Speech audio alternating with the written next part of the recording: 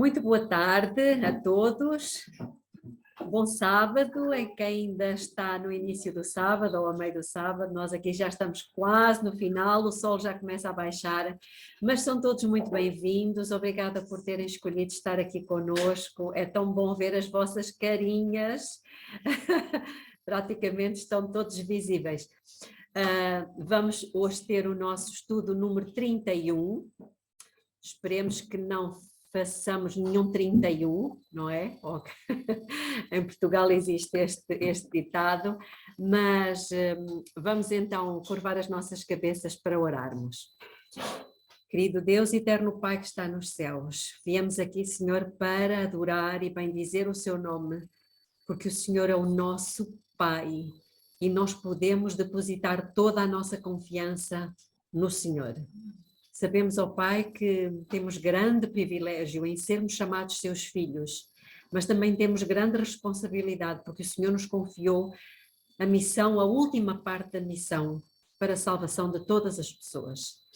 Por isso precisamos que o Senhor venha em nosso auxílio, nos conceda o seu bom espírito e o mesmo sentimento que havia no coração de Jesus, e que o Senhor dirija esta reunião e nos ajude a compreender o quão importante ela é para estes dias, em nome de Jesus. Amém.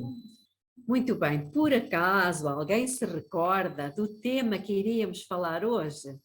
Tínhamos ficado de falar sobre a última geração, não foi? A última geração, porque o grande conflito fala disso, tem a ver com toda a dinâmica do juízo.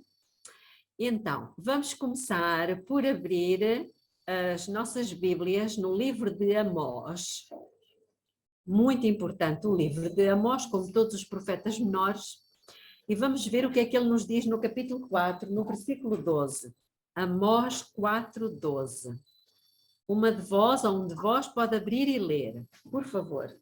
Então diz assim: portanto, assim te farei, ó Israel, e porque isto te farei, prepara-te, ó Israel, para te encontrares com o teu Deus. Muito obrigada, Denise. Não é bonita esta palavra do Senhor? Muito bonita. Prepara-te, ó Israel, para te encontrares com o teu Deus. Eu vou deixar ficar aqui, não vamos ler como é lógico, mas duas meditações matinais. Uma é de Maranata, do dia 31 de março. E a outra, a fé pela qual eu vivo, do dia 27 de novembro, que também está em Maranata no dia 3 de setembro. Pronto, quem não tiver um e tiver o outro, para depois os irmãos lerem com consistência. Então, se a ordem de Deus é prepara-te, ó Israel, para te encontrares com o teu Deus, eu não sei se acontece convosco, mas comigo acontece muitas vezes. É que eu ouço muitos irmãos dizerem assim: saber essas coisas da guerra, das vacinas, das calamidades, do Papa, isso não interessa nada. O que interessa é estar preparado. Já ouviram esta frase? O que interessa é estar preparado. Outros dizem assim: essa história das profecias, da reforma da saúde, da vitória sobre o pecado, isso não é importante. O que importa é estarmos preparados. Mas então, eu pergunto, afinal, o que é estar preparado? Já que o que importa é estar preparado, cabe a pergunta: como é que nós estamos preparados? E o que é preciso fazer para estar preparado? Como é que nós vamos nos preparar? Se o que realmente importa é estar preparado. Bom, e outra pergunta também: preparado para quê? Não vamos dizer para a vinda de Jesus, porque antes da vinda de Jesus muitas coisas vão acontecer. Então, o que é que diz em Hebreus 12, 14? Nós sabemos de cor. Diz que: e buscai a paz com todos e a santificação, sem a qual ninguém verá o Senhor. E agora, Vamos abrir em Romanos, capítulo 3, versículo 23, que nós também conhecemos de cor, não vale a pena talvez abrirem, mas diz que todos pecaram e destituídos estão da glória de Deus. Ou seja, dizer santificação, sem a qual ninguém verá o Senhor, ou dizer destituídos da glória de Deus é a mesma coisa. Porque é que ficamos sem a glória de Deus se nós fomos criados com a glória de Deus? Porque pecamos. Logo, se todos pecaram e ficaram destituídos da glória de Deus, qual é o objetivo agora? É recuperar a glória de Deus fazendo o quê? Deixando de pecar, que significa santificação. Mas agora eu peço-vos que abram as vossas Bíblias em Romanos, no livro de Romanos, no capítulo 8. E agora eu pedi a um de vocês para ler o versículo 19, por favor. Romanos 8, 19. Porque a ardente expectação da criatura espera a manifestação dos filhos de Deus. Muito obrigada. A minha tem uma tradução um pouquinho diferente, diz, porque a criação aguarda com fervente desejo ou com ardente expectativa a revelação dos filhos de Deus. Ou seja, o mundo está à espera de quê? De ver Cristo em nós. Ora bem, onde é que estão os filhos de Deus? Onde é que eles estão? É isto que diz o texto. E diz mais, diz que aguarda com ardente expectativa. O mundo precisa de ver onde é que estão os filhos de Deus. Não é os que dizem de boca que são filhos de Deus. Muito bem. Quando isto acontecer, porque isto vai acontecer, Deus terá cumprido o seu plano. Este é o plano de Deus.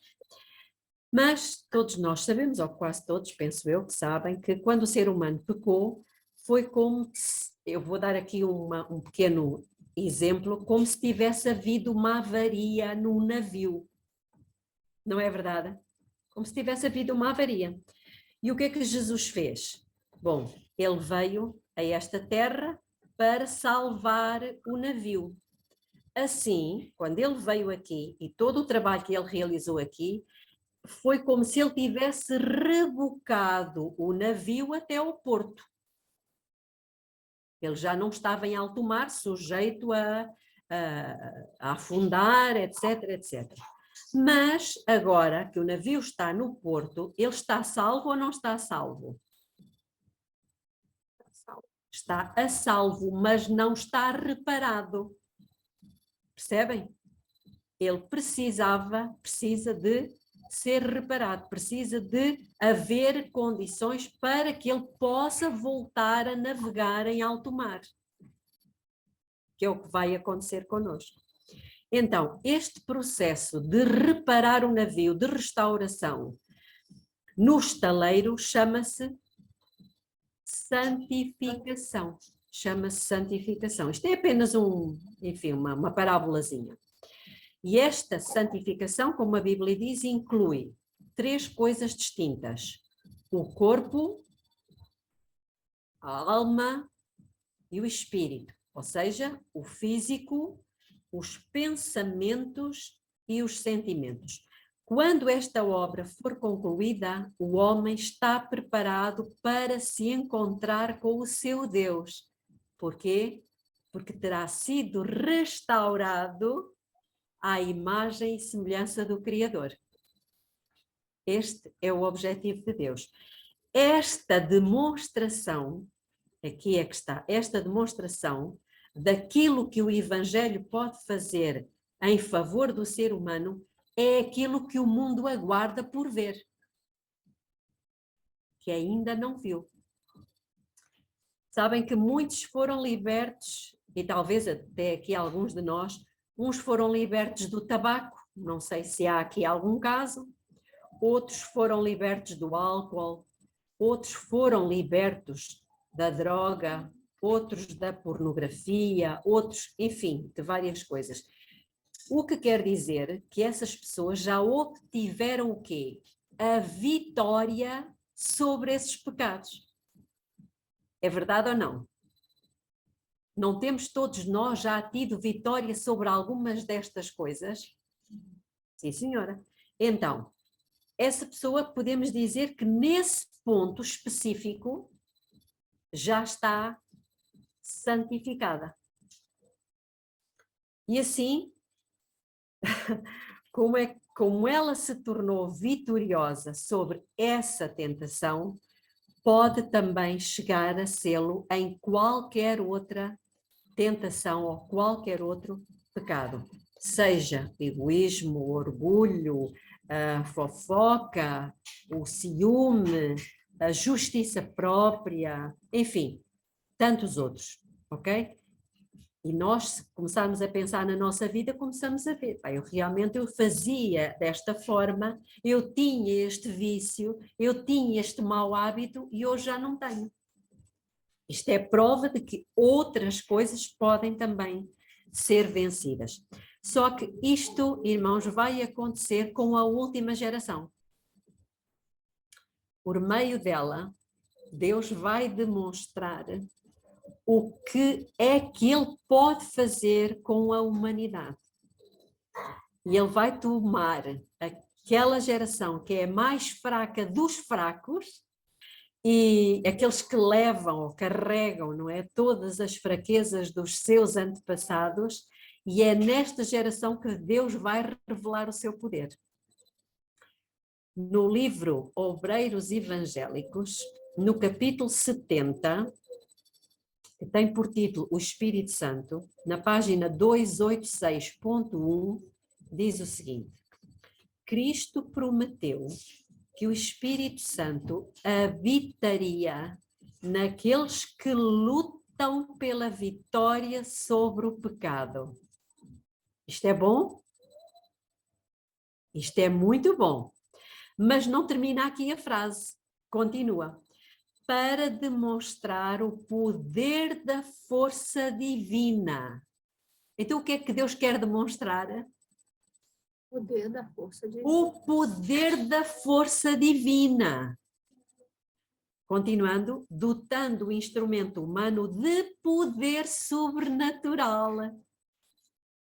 Uau! E instruindo o ignorante dos mistérios do reino de Deus. Então, o que é que Deus pretende?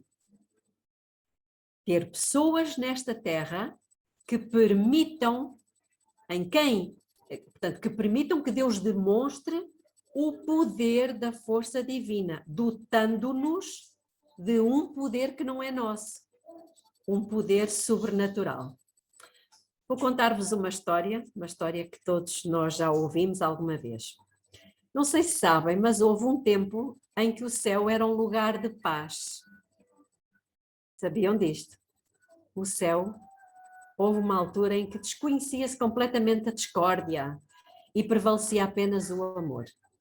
Mas a dada altura, e de uma maneira inesperada e repentina, o querubim, Lúcifer, começou a acariciar pensamentos, inveja de Deus, perdão, e propunha-se o quê? Sentar-se, como diz em Isaías 14, 12 a 14, sentar-se no monte da congregação da banda dos lados do norte e ser semelhante ao Altíssimo. Era isto que ele se propunha. O seu objetivo qual era? O objetivo de Satanás era depor, derrubar, como se fosse uma eleição.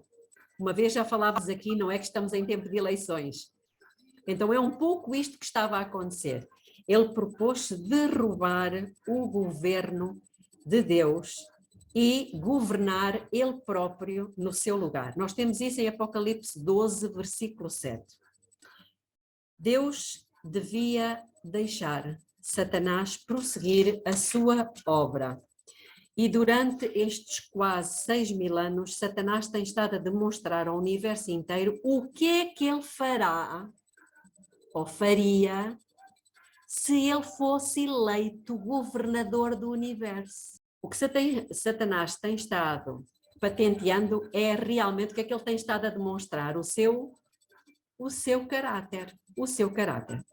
Satanás queria ser Deus. Por outro lado, Jesus diz-nos a Bíblia que não considerou ser igual a Deus. Olhem a diferença.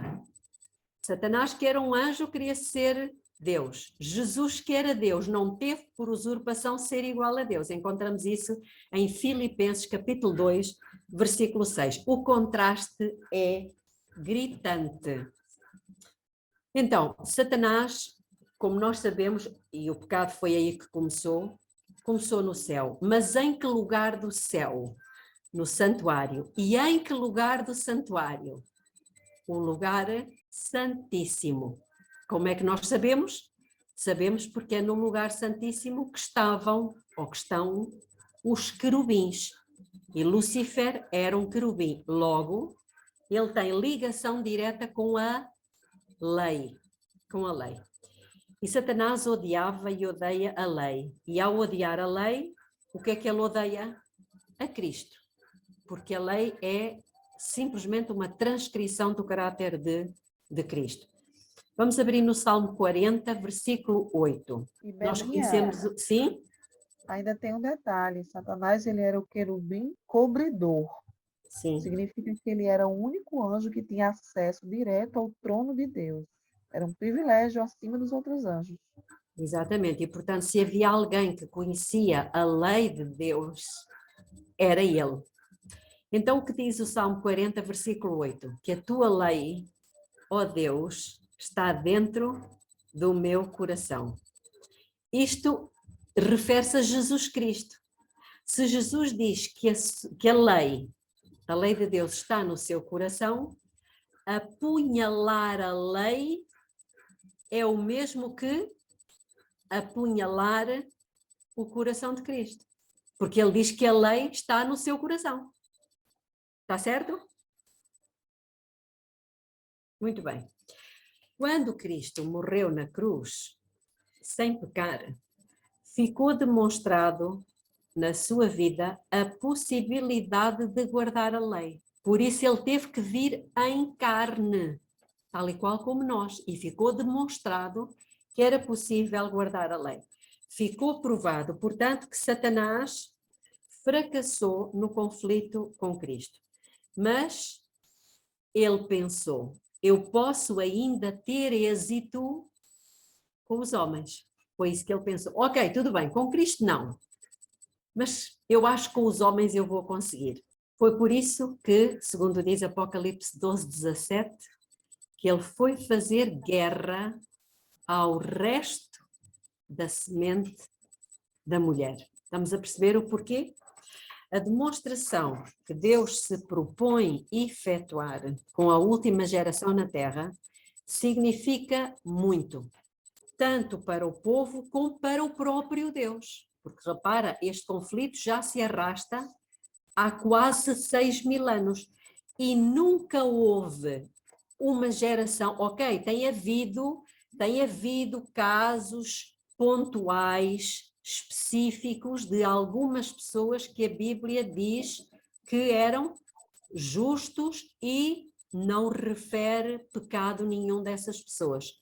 Mas onde é que está uma geração, um grupo de pessoas consistente, um grupo de pessoas que realmente possa demonstrar as mentiras de Satanás? Isso nunca aconteceu na história. Então, a lei, nós sabemos que a lei divina, ela é muito abrangente, porque ela não só abrange a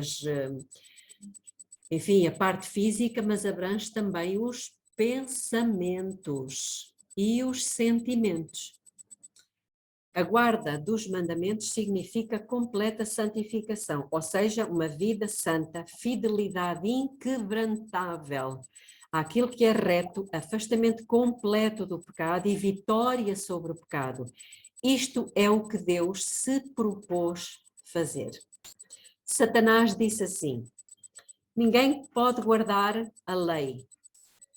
Isso é completamente impossível. Parece que podemos ouvir ele dizer assim: se existe alguém que possa fazê-lo, mostra-me. É quase um desafio a Deus, não é? Mostra-me. Onde estão aqueles que guardam os mandamentos de Deus? E Deus certamente que iria responder assim, de uma forma calma. E Ele vai responder. É que estas palavras nós sabemos que Ele vai dizer, pronunciar, porque estão escritas em Apocalipse 14, 12.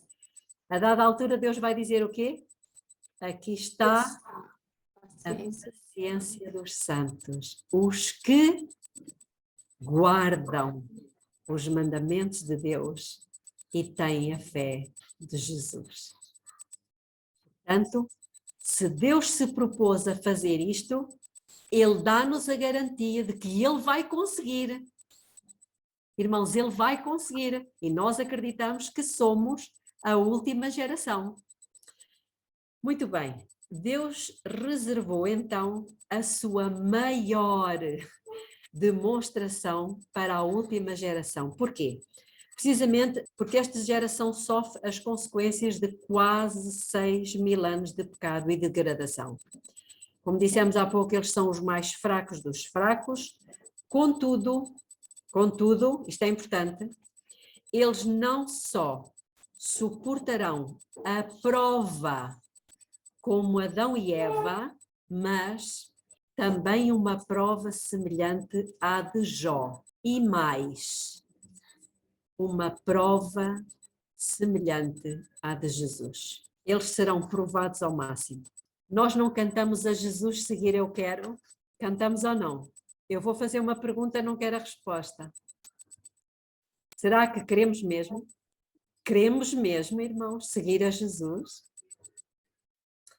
Vamos abrir em Jó, capítulo 2, versículo 10. Nós conhecemos, não é? As palavras de Jó. Diz a Bíblia que em tudo isto não pecou Jó com os seus lábios. A partir daí, nós sabemos o resto da história de Jó. O que é que aconteceu? Satanás, a partir daí, do capítulo 2, Satanás não apareceu mais, desapareceu do mapa. Já repararam? O resto dos 40 capítulos de Jó, não temos referência a Satanás. É impressionante. Contudo, ele deixa Jó num sofrimento atroz. Jó não sabe que Deus confia nele na crise que ele está a passar. Ou sabe? Não, Jó não sabe. Tudo o que Jó sabe é que ficou sem família, ficou sem dinheiro, sem bens e com uma doença asquerosa que o deixava muito, muito mal. Pergunto, porquê é que este livro ficou registado nas Escrituras? Para quê? Para quem? Porquê? Ficou para nós, para a última geração, porque algumas pessoas, quando tem alguma coisa ruim acontecendo, acham que Deus abandonou a elas ou que elas estão sofrendo a consequência de um pecado que cometeram ou que Deus está castigando elas. E o livro de Jó foi deixado para que todos nós pudéssemos ver que tem alguma coisa acontecendo atrás das cortinas, enquanto a gente não consegue ver. Exatamente, irmã. Ele está escrito especificamente para nós. Porquê? Porque ele é um tipo de um antítipo. Ele é uma miniatura. Ele é uma maquete, podemos dizer. Ele aconteceu, a história realmente aconteceu. Mas ele é um tipo de uma grande geração que eu acredito ser a Alice, a Cláudia, a Iapa, o Adão, a Denise, a Celeste, a Arminda, etc, etc. E, portanto, irmãos, Deus é espetacular, porque Ele nos deixou ficar o quadro completo para que nós possamos, neste momento, buscar luz, forças, ânimo, coragem e não vivamos de castelos, não é? Castelos na areia, de fantasias, de Walt Disney, de Hollywood. Nós não podemos viver disso.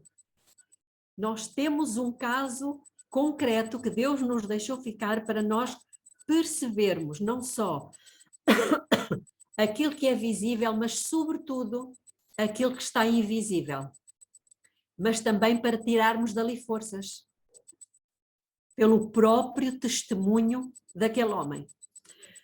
Os filhos de Deus que viverem nos últimos dias, eles vão viver uma experiência idêntica à de Jó.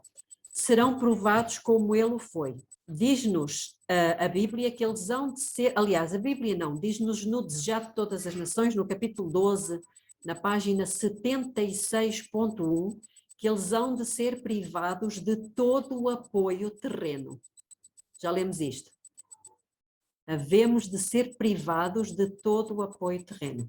Além disso, o Espírito Santo, olhem que interessante, se retirará da terra. Não é? Nós não sabemos disto? Sim. O povo de Deus ficará sozinho para combater com as potestades das trevas. Estará perplexo como Jó, mas como ele, vai permanecer fiel. Deus foi o acusado, como nós sabemos, de ser injusto, de ser um tirano, de não estar disponível para se sacrificar pelas suas criaturas, de só querer ter honras para si, de não estar disposto a dar nada. Ele foi acusado de muitas coisas. E, portanto, ele é que está em julgamento, bem como, não é só Deus que está em julgamento, é também, o que foi posto em causa foi a forma como Deus governa. Percebem? O governo de Deus, a maneira como ele governa também foi posta em causa. Ele, portanto, ouviu as acusações de Satanás e sabemos, como vimos há pouco, que a lei é o ponto específico do ataque. Mas é Deus e o seu caráter que estão em cena no julgamento. E o resultado depende de um ou mais seres que guardem os mandamentos divinos. Nisto pôs Deus em jogo o seu governo. É isso que ele diz em Romanos 16:20 e que já vimos a semana passada, mas que eu gostava que abrissem novamente. Romanos 16:20. E o Deus de paz esmagará em breve Satanás debaixo dos vossos pés. Já refletiram sobre isto?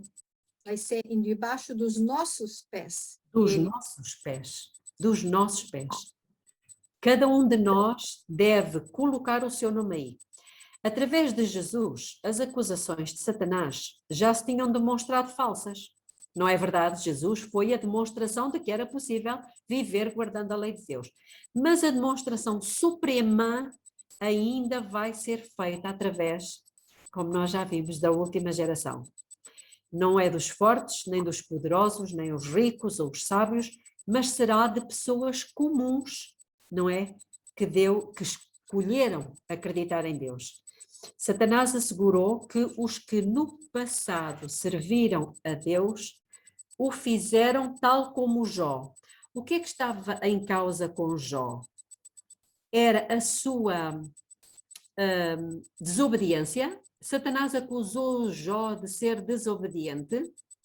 Acusou de ser que estava sendo tipo interesseiro, que só respeitava a Deus porque Deus o cobria de bênçãos. Ora, lá está. O que estava em causa não eram tanto as ações, não eram as ações de Jó, mas eram as motivações.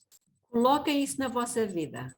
Podemos não transgredir, podemos não pecar, mas o que é que Satanás vai fazer? Vai nos acusar de termos motivos egoístas, interesseiros. Claro, a Denise serve-te porque tu lhe das tudo, até a protegeste. Ela podia ter morrido e está ali viva, não é? Ele vai nos acusar disso. Então, se Deus lhe tivesse permitido ter acesso, Satanás vai acusar e vai dizer: se tu me permitires ter acesso a eles, eu vou provar que eles vão passar para o meu lado. Deixa-me. Ele vai pedir a Deus que lhe dê essa oportunidade. Eu vou vencê-los. Eu vou provar que a minha maneira de governar é mais justa do que a tua. E assim, para silenciar de vez as acusações de Satanás. Este é um motivo. Segundo, para tornar claro que o seu povo serve por amor e não por recompensas. Terceiro, para defender o seu próprio nome e caráter. 4. Para demonstrar ao universo que a sua lei pode ser guardada mesmo pelos que são mais fracos, nas mais difíceis circunstâncias, Deus vai permitir que Satanás prove o seu povo até ao máximo. Será que eles vão ceder? Não. Ok, eles não vão ceder. E Deus faz uma coisa, irmãos, que vai ser aparentemente estranha. E nós temos que estar conscientes disto. Por isso é que Deus nos mostra o quadro. E por isso é que Deus nos está trazendo esta luz agora. Para que nós possamos estar preparados e não pensemos que vai ser de uma forma, não é? Quando Deus já nos ensinou através de vários exemplos das Escrituras que pode não ser dessa maneira. E, portanto, nós temos que estar de pré-aviso. O que é que ele vai fazer? Aparentemente, parece que Deus se esconde, parece que ele se fecha lá no santuário celestial. E o que é que diz em Lucas? Vamos abrir em Lucas, capítulo 18, versículo 7. Lucas 18, 7. Reparem que nós já vimos o que está no Espírito Profecia, já todas as nações, já fomos a Romanos, já fomos a outros textos, e agora vamos a Lucas. Isto é uma parábola. Mas o que é que diz o verso 7? E Deus não fará justiça aos seus escolhidos que clamam a ele dia e noite, ainda que tardio para com eles? O que é que Deus nos está a ensinar com este verso? Que vai chegar uma altura em que nós estaremos a ser provados, tremendamente provados, de todos os lados, a pressão é imensa, já nos retiraram todo o apoio terrestre, não vale a pena recorrer nem à justiça, nem a advogados, nem ao banco, nem ao pastor, nem ao Papa, zero, não há apoio terrestre para nós, estamos absolutamente sozinhos. E o que é que Deus diz que nós vamos fazer? Clamar de dia e de noite. E o que é que parece que está a acontecer? Deus não responde. Deus não responde. Não é o que diz o verso? Os seus escolhidos estarão a passar por alguma coisa semelhante àquela que Jesus passou. Pensei Lembram-se? nisso agora, Getsemane. Exatamente. Exatamente. Ou seja, eles vão provar um pouco daquilo que Jesus experimentou durante aquelas horas, aquelas 6 horas na cruz. Lembram-se as palavras de Jesus quais foram? Deus meu, por que me desamparaste? Como é que foi? Como é que foi a sua atitude? Deus não respondia, Deus não atuava, Deus não... Parecia que estava indiferente ao seu sofrimento, à sua agonia, à sua angústia. E como é que Jesus procedeu? Como é que ele agiu? Ele nunca deixou de confiar que Deus o amava. Irmãos, nós agora é fácil nós falarmos sobre estas coisas, não é? Porque temos tudo, graças a Deus. Mas Deus está-nos a trazer, está-nos a preparar, por isso é que nós no início falámos, como é que é a preparação? É isto? É estar conscientes de todas estas coisas que nos provavelmente irão acontecer. Hebreus 12, versículo 4, diz-nos que ainda não resististes até ao sangue, combatendo contra o pecado. Quem é que resistiu até ao sangue? Jesus. E o que é que Deus nos está a dizer? Se ainda não resistimos até ao sangue, pressupõe Que a gente vai passar. iremos passar por uma experiência muito semelhante. Aparentemente, irmãos, isto é mesmo aparentemente. essa última geração, ela deve ferir sozinha a batalha. Mas embora Cristo tenha terminado a sua intercessão, nessa altura, Jesus já terminou a sua intercessão, ok? E não haja mais graça, de maneira que ninguém mais pode alcançar o perdão, os santos continuam a ser o objeto do seu cuidado. Sabem porquê? Santos anjos vão velar por nós. Deus lhes propôs um refúgio dos inimigos, concedendo-lhes, sabem o quê? Vamos a Isaías, capítulo 33. É Deus que diz, e estes versículos foram escritos precisamente para a última geração e para aquela hora de angústia. Isaías 33, versículo 16. Nessa altura, este versículo vai se cumprir. O que é que diz? Este habitará nas alturas. As fortalezas das rochas serão o seu alto refúgio. O seu pão lhe será dado, as suas águas serão certas. Quando é que a última geração vai fazer das rochas o seu refúgio? Quando? Quando tiver fugido para as montanhas. Ou seja, Na o tempo perseguição. da graça já Terminou. o tempo da graça já terminou. E ainda lhes dá uma coisa, poder para viver em santidade. Isto diz-nos o Salmo 91 todo. Não vamos ler, nós conhecemos bem esse Salmo. Não é o que diz? Estarei com ele na angústia. Irmãos, quando nos parecer que estamos sozinhos, que Deus nos abandonou, que Ele não nos ama, que afinal Satanás tinha razão, mais valia passarmos para o lado dele quando isto vier buzinar-nos aos ouvidos, lembremo-nos do Salmo 91, leiamos, decoremos o Salmo 91. Deus prometeu, estarei contigo na angústia. E eu penso que de alguma forma também foi aí que Jesus se agarrou. E foi por isso que ele venceu. Deus não deixa nada por fazer. A única limitação que o Senhor impõe a Satanás, como fez com Jó, por isso é que o livro de Jó é uma história tipo, é não poder matar os santos depois de terminada a tempo da graça. Tal e qual como Jó. Não, podes fazer tudo o que tu quiseres com eles. Só não tira a vida deles. Não lhe tiras a vida. Não é uma esperança para nós também? Sim. Mas, Amiga, sim? mas nesse tempo eu acho que ninguém morre mais, né? Exatamente, por isso mesmo é que Deus não lhe permite tirar-nos a vida. Satanás fracassou nessa altura assustadoramente. Satanás fracassará. Apesar de os tentar, de os perseguir, de ameaçar, ele não consegue levá-los a quê? A pecar. Porquê? Porque a essência do pecado, o que é a essência do pecado?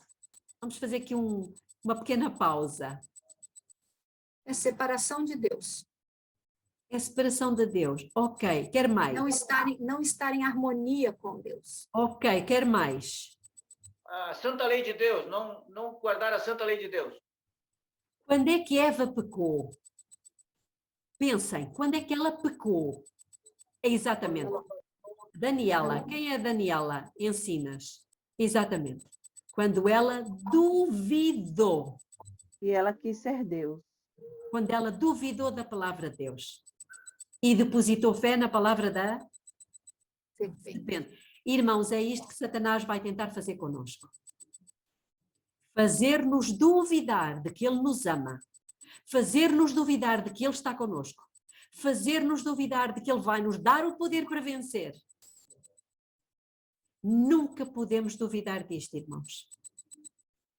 Porque a partir do momento em que Ele começa a mexer na estrutura do cristão, que é a fé, Ele já nos ganhou. Diz-nos no livro do pastor Andreessen, que eu já falei aqui, o ritual do santuário. Eu vou ler aqui uma citação do pastor. Está na página 253, 254. Ele diz o seguinte: na última geração, Deus será reivindicado. No remanescente, lembrem-se que é o resto da semente da mulher. No remanescente, encontrará Satanás a sua derrota. Isto merece um grande aleluia, não é verdade? A acusação de que não se pode observar a lei será refutada. Deus providenciará não só uma ou duas pessoas que observem os seus mandamentos, mas todo um grupo denominado de 144 mil. É muita gente. Estes refletirão plenamente a imagem divina. Desmentirão a acusação de Satanás contra o governo de Deus. Formam eles uma parte vital, irmãos, olhem que lindo isto. Formam eles uma parte vital do plano divino. Quando é que foi arquitetado esse plano? Antes da fundação. Antes da fundação do Da mundo. fundação do mundo, irmãos. Deus já sonhou com vocês e comigo. Não é um espetáculo isto? Nós precisamos disto, irmãos, de refletir, de trabalhar este assunto, porque isto é o que nos vai dar força. Tudo o resto vai estar em decadência, vai estar falido. Então, formam eles uma parte vital do plano divino, passam por lutas terríveis, combatem contra as potestades invisíveis nos lugares celestiais, mas puseram a sua confiança no Altíssimo e não serão confundidos. Amém. Aqui está a confiança. E por incrível que pareça, irmãos, o assunto de maior importância no universo não é a vossa salvação, nem a minha. Posso estar a escandalizar alguns. Eu vou repetir, o assunto de maior importância no universo não é a nossa salvação. É a vindicação do caráter de Deus. Exatamente, o essencial é que o nome de Deus seja defendido das falsas acusações que lhe foram feitas e cujo governo foi posto em causa. Este é o centro do grande conflito, não somos nós. Muitas vezes nós contamos a coisa como se nós fôssemos não é, tudo girasse à volta do nosso umbigo. Mas não é assim.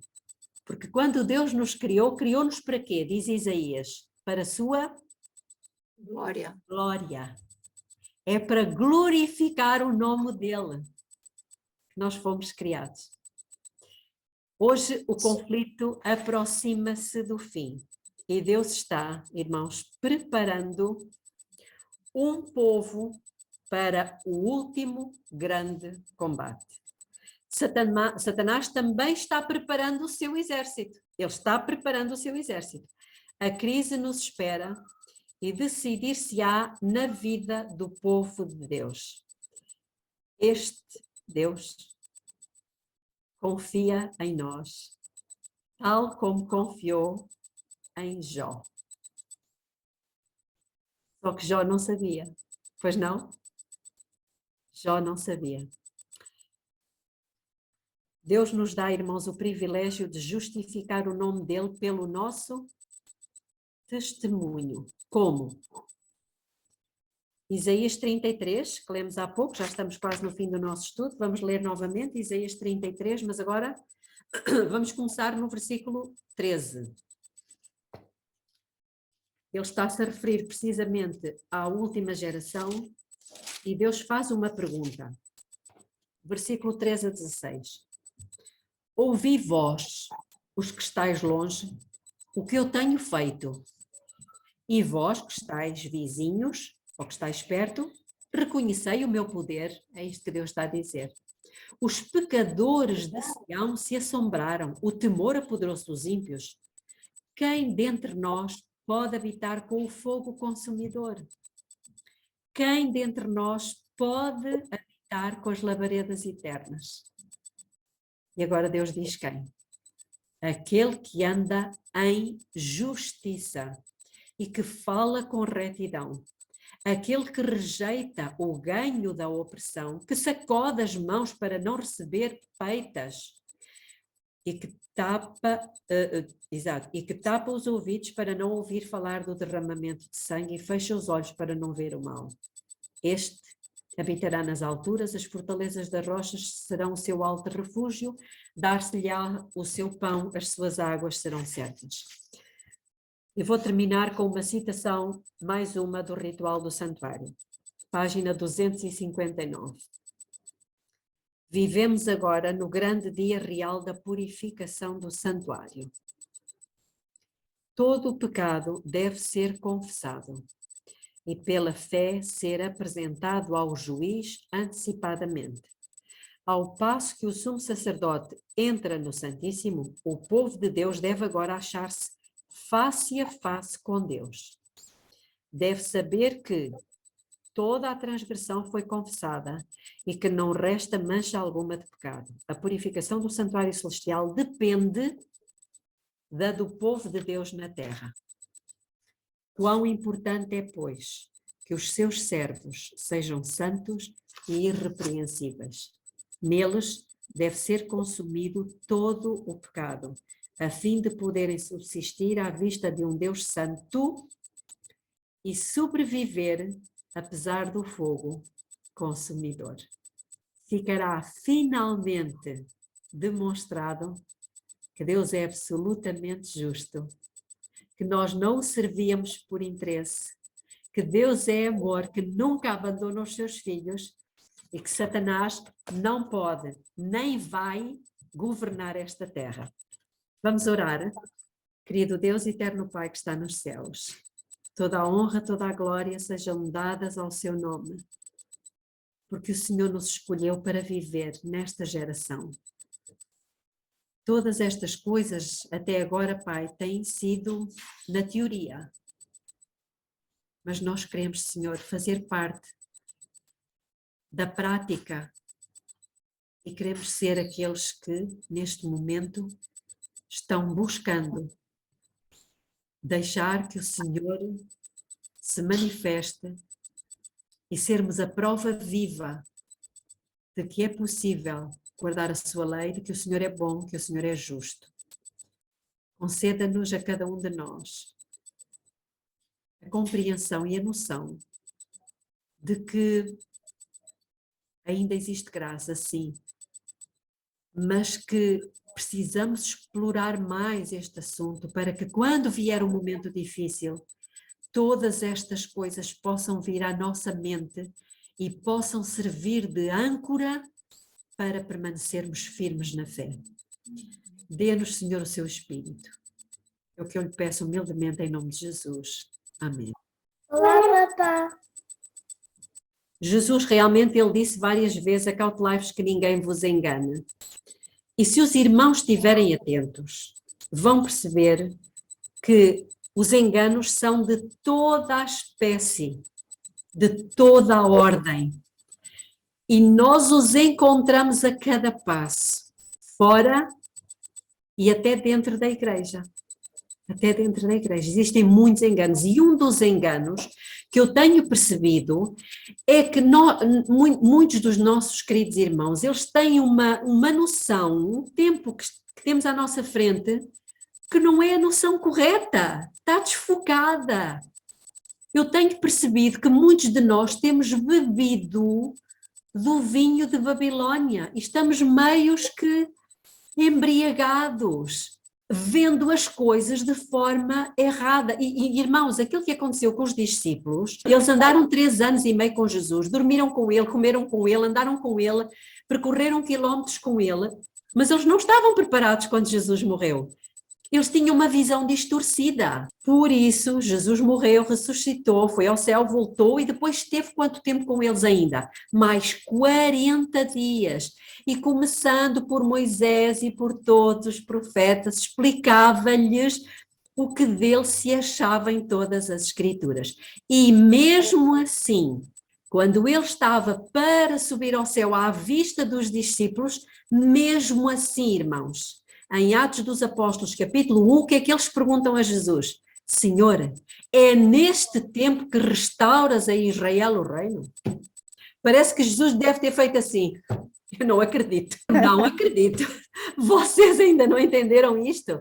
Irmãos, isto não pode acontecer conosco, porque eles ainda tiveram o após. Nós já não temos. Terminando a graça, termina. E, portanto, antes de terminar a graça, nós temos que ter o quadro nítido, a compreensão exata das coisas. Não podemos pensar que, não, mas o Senhor vai livrar o seu povo. Não, mas Deus não vai permitir que isto aconteça. Irmãos, o Deus acabou de nos dizer, nós somos aqueles que vão ser os antítipos do Jó e que pela graça de Deus vamos vencer. Em quem Deus vai poder olhar e vai dizer, agora estás parecida comigo. Belinha, infelizmente, muitas igrejas, né, têm pregado isso como se tivesse uma proteção eterna, que não vamos sofrer. Sofreremos perseguição. Diz assim, e sede cumpridores da palavra e não somente ouvintes, enganando-vos a vós mesmos. Então, irmãos, não podemos ser só ouvintes. Nós temos estado a ouvir, mas mesmo ouvindo, o que é que Deus diz? Quem tem ouvidos, ouça. Ouça. O Espírito tem estado a falar às igrejas, irmãos. O Senhor Jesus tem estado a passar por aqui, pela sua igreja. Ele está passando por aqui, por esta igreja virtual. E isto é maravilhoso. Celeste. Não sou eu que quero fazer uma pergunta, mas é a Ana que tem aqui o telefone, está bem? Ok. Ana, podes falar. Olá, boa tarde a todos. Belinha, Oi. durante a tua explanação, tu disseste que o Espírito Santo será retirado e realmente está sendo retirado da terra. Mas a minha pergunta é, ele vai ser retirado de toda a humanidade ou somente dos ímpios e permanecer com os justos? Primeira pergunta. Segunda pergunta. Disseste também, depois que os 144 mil forem selados, eles já não morrem. Ok, são duas perguntas em uma, certo? Ok. Efetivamente, o Espírito Santo, nós vamos viver à vista de um Deus Santo sem intercessor. Sem intercessor. Porquê? Porque Jesus já não estará no lugar, no santuário celestial, intercedendo por nós. Mas, há aqui uma reticência. Qual é esse mas? É que agora, enquanto existe graça, Deus espera que nós façamos o quê? Enchamos as nossas quê? Vasilhas. Vasilhas. Ou seja, isso significa estar cheio do Espírito Santo. Estando cheios do Espírito Santo, nós estamos cheios de quê? Da palavra de Deus? De Deus, porque Deus é Espírito. Percebem? Então, não temos um intercessor, mas ele vive em nós. Mas esse intercessor não é Jesus Cristo? Portanto, não deve ter o intercessor no santuário celestial da pessoa de Jesus Cristo. Mas o Espírito Santo ainda vai estar com os justos, portanto, apoiando e ajudando-os. Porque nós, por nós mesmos, não vejo assim muita força, apesar que já estaremos preparados, como tu acabaste de dizer, né? Já estaremos cheios do Espírito Santo, mas para nós estarmos cheios do Espírito Santo, ele precisa permanecer em nós, não? Exatamente, pronto, por isso é que nós estaremos numa condição em que já não iremos estar selados, não, nós continuaremos com a hipótese de pecar, mas teremos feito a nossa decisão de não fazer. E Deus tem tanta confiança em nós como aquela que ele teve em Jó, que disse a Satanás, podes fazer o que tu quiseres com ele. Ele não vai me trair. Em relação aos 144 mil, depois de selados eles já não morrem, não, né? Não é depois de selados, é depois de terminar a graça. Não, mas entre o selamento, vamos dizer, e o fim do tempo da graça, vai existir um tempo aí, um espaço de tempo, porque depois chega e diz assim, olha, está feito, né? Quer dizer, já selou todos os 144 mil, já está feito. Mas o tempo de graça ainda pode permanecer por algum tempo, ou não? Já não existe mais graça depois disso, não existe mais tempo de graça. É assim, o selamento vai começar daqui a pouco tempo. Portanto, a partir do momento em que sai o decreto dominical, o que é que acontece? É o selo da besta, não é? E Deus vai começar a colocar o seu selo tipo de trademark, marca registada, não é verdade? Pronto. Mas nem todos ainda ouviram a palavra. Os justos ainda vão pregar, ainda vão dar o alto clamor, por isso vão ser cheios de um poder que neste momento não temos, que é o poder da chuva, que nós chamamos de chuva seródia, não é? Para podermos passar por aqueles momentos difíceis, mas nesse tempo, muitas pessoas que nunca ouviram a mensagem vão ouvir, vão também juntar-se a nós, vão receber o selo do Deus vivo, porque rejeitam o sinal da besta, e vão elas também ser porta-vozes da mensagem a outras. Isto vai acontecer milagre atrás de milagre, uma coisa assim impressionante. Muitas conversões, debaixo de tempos muito complicados. Nessa altura vai haver mártires? Ai, com certeza, vai haver mártires.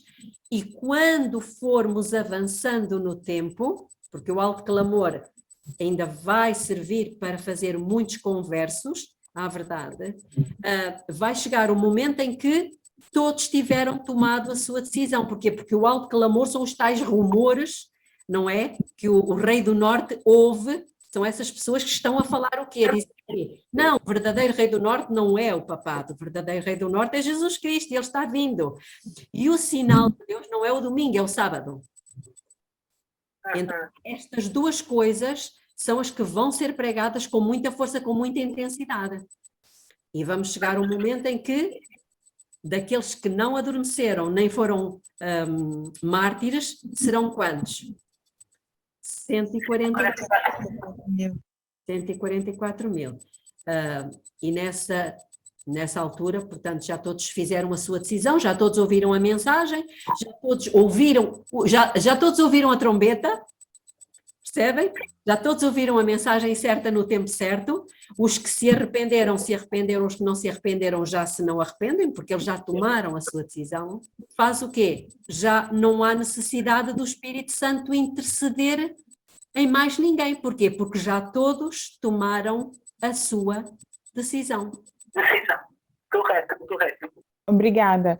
É muito importante o que a senhora Belinha estava falando agora mesmo, e é uma coisa que eu considero importante para esse grupo e para todos os que vão estar assistindo depois, é que esse momento que a Belinha estava falando agora mesmo sobre o selamento, que vai acontecer daqui a pouco, esse selamento vai acontecer porque está quase perto de Jesus voltar. Mas as pessoas que vão ser seladas são as pessoas que, neste momento, estão participando nesse trabalho diário com Jesus, que é a lavagem das nossas roupas, para ficarem limpas, a lavagem no sangue de Jesus. É esse caminho de santidade, que é um caminho árduo, mas que a gente tem que trilhar, para que quando a gente estiver completamente santo, é quando, como a Belinha falou, Jesus vai olhar para a gente e vai falar, está parecido comigo, e agora eu posso colocar o meu selo de aprovação sobre vocês. E esta é um dos enganos que, infelizmente, Satanás conseguiu colocar dentro de muitas das nossas igrejas e instituições, que é de dizer a perfeição não é uma coisa que a gente vai adquirir aqui, mas senão quando a gente chegar no céu, e isso está completamente errado. Então, irmãos, a perfeição é o desenvolvimento do seu caráter para chegar a ser esse espelho do caráter de Jesus, né? Como a gente precisa estar pronto nesse sentido. Outra coisa muito interessante que a irmã Belinha falou agora e falou muito bem, que é sobre a questão de que a irmã estava perguntando agora mesmo sobre ninguém vai morrer depois do selamento. Não, depois do selamento ninguém vai morrer, mas antes desse selamento, ou antes de chegar a esse final de tudo, muita gente vai morrer. Como a irmã estava falando, os 144 mil vai ser aquele grupo que vai estar aqui pronto para quando Jesus terminar tudo e ver a volta de Jesus, não só os 144 mil, mas aqueles que fizerem parte da ressurreição especial, né? Mas esses 144 mil, para chegar a esse tamanho de grupo tão pequenininho, se vocês pararem para pensar, a nossa igreja, a nível mundial, tem agora 23 milhões de seguidores. Quanta diminuição tem que haver para a gente chegar nesses 144 mil?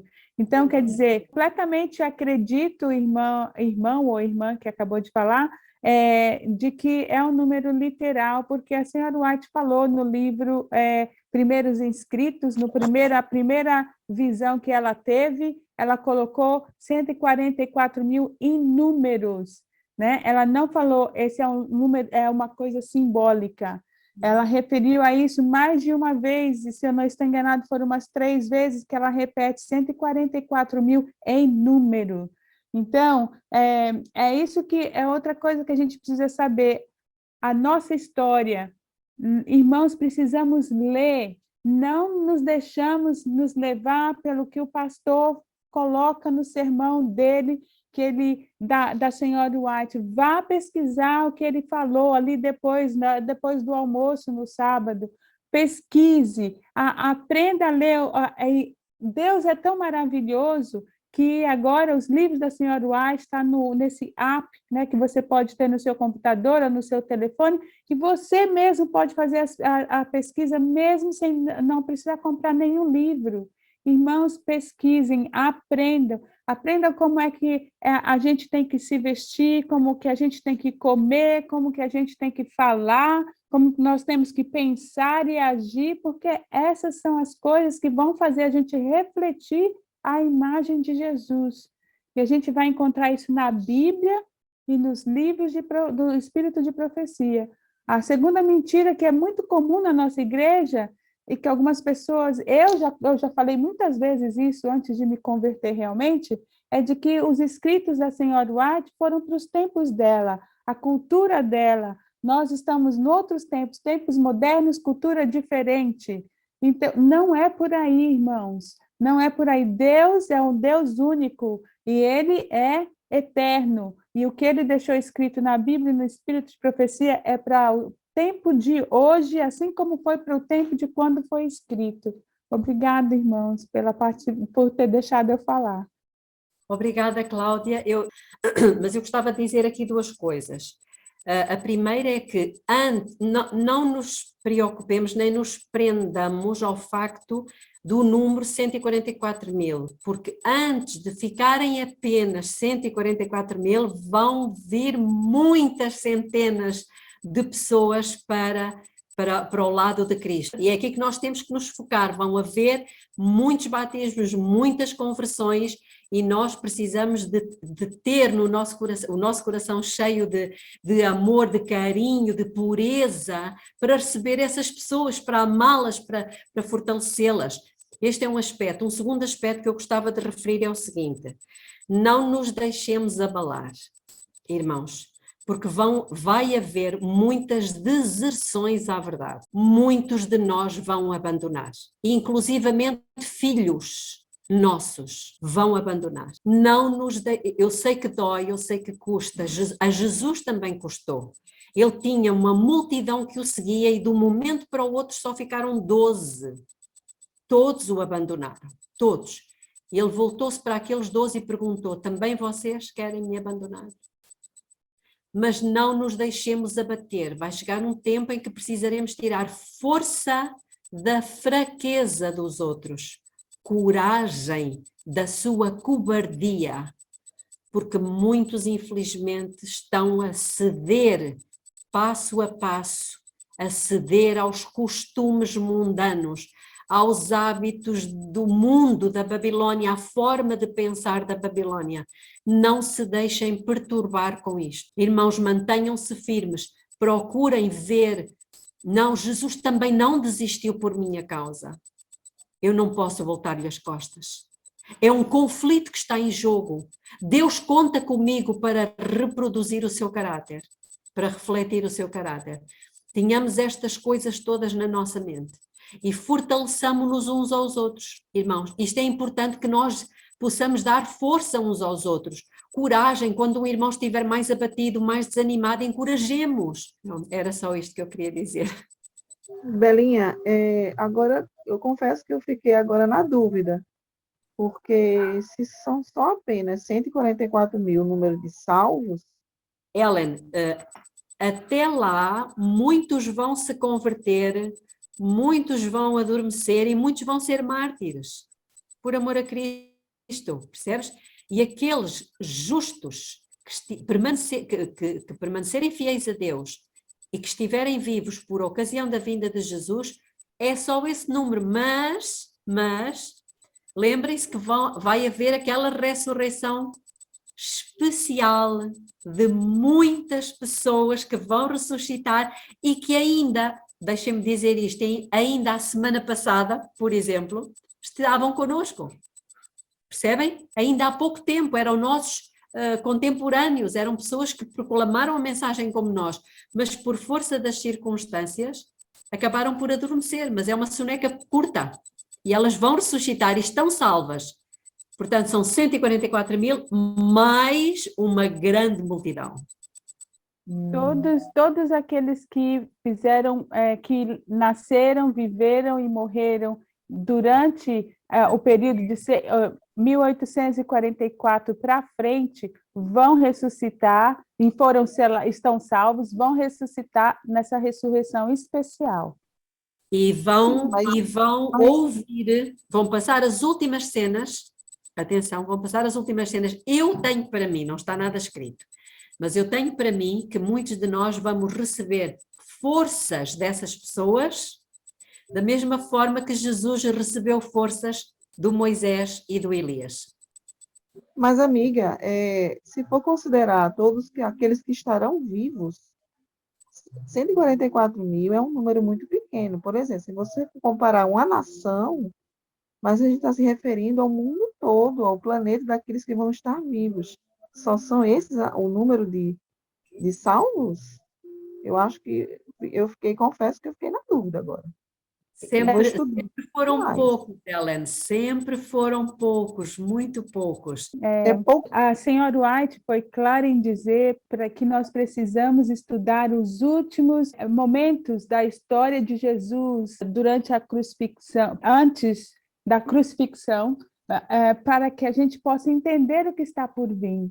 Mas não se preocupa com esse número, porque Deus sabe o que está no seu coração e no coração de todas aquelas pessoas que estão sendo, nesse momento, recebendo essa mensagem. E se for da vontade de Deus que você faça parte dos 144 mil, Ele vai te capacitar para isso. E se não for, pelo amor que Ele tem a você e por saber que você é parte indispensável no céu, Ele vai permitir que você durma no Senhor por alguns minutos até a hora de você ver Ele voltando nas nuvens do céu. Eu sabia que os 144 mil é um número seleto, né? Que é um grupo seleto, separado, salvos, mas não como um número literal. Helen, são os justos vivos quando Jesus voltar.